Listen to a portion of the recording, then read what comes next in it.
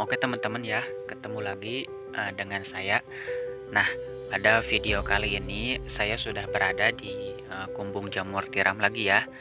Pada video kali ini kita akan bahas mengenai memaksimalkan ya, cara memaksimalkan log jamur tiram yang sudah tua supaya hasilnya tetap maksimal. Oke teman-teman, jadi ini di kumbung saya kan lognya sudah tua ya, ini sekitar 3 bulanan dan sebentar lagi ini akan afkir ya, atau 4 bulan. Nah, jadi kan teman-teman seperti yang kita tahu untuk log jamur tiram ini siklusnya 4 bulan ya, 4 bulan nanti baru kita buang. Nah, jadi bagaimana supaya log jamur tiram ini yang sudah tua supaya hasilnya tetap maksimal ataupun pertumbuhannya tetap maksimal.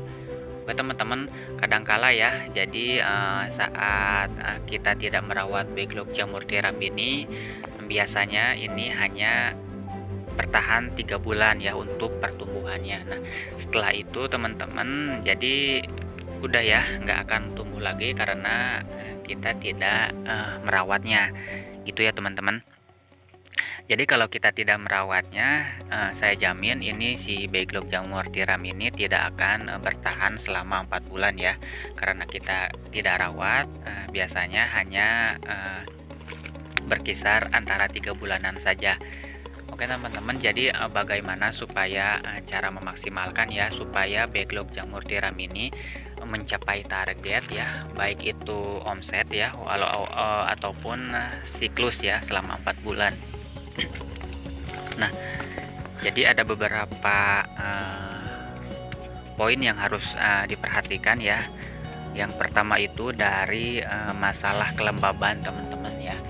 Nah, untuk kelembaban sendiri ini harus terus dijaga karena kalau kelembabannya berkurang nanti akan membuat si permukaan backlog jamur tiram ini menjadi kering. Nah, kalau sudah kering nanti tidak akan maksimal teman-teman ya. Itu yang pertama dari kelembaban. Kemudian yang kedua dari faktor sirkulasi udara yang terlalu banyak yang masuk ke kumbung ya.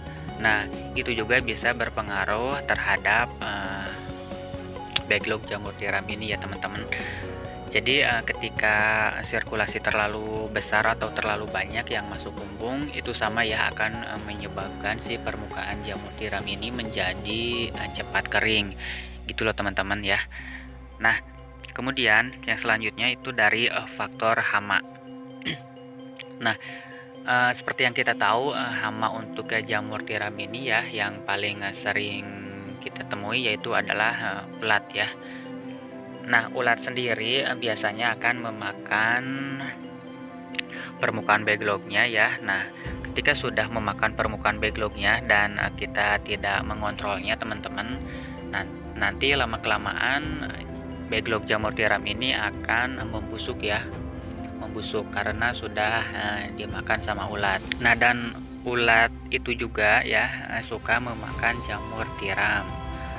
Nah, itu dari faktor hama teman-teman ya. Kemudian banyak sebenarnya hama yang suka menyerang ya pada jamur tiram ini. Nah, seperti lalat buah itu biasanya ada juga ya. Kemudian siput, kecoa ya, tikus. Nah, tikus juga biasanya suka memakan jamur tiram. Nah, jadi kalau ketiga faktor tadi sudah kita perhatikan, insya Allah nanti tumbuhnya akan maksimal dan mencapai target selama 4 bulan ya teman-teman. Nah,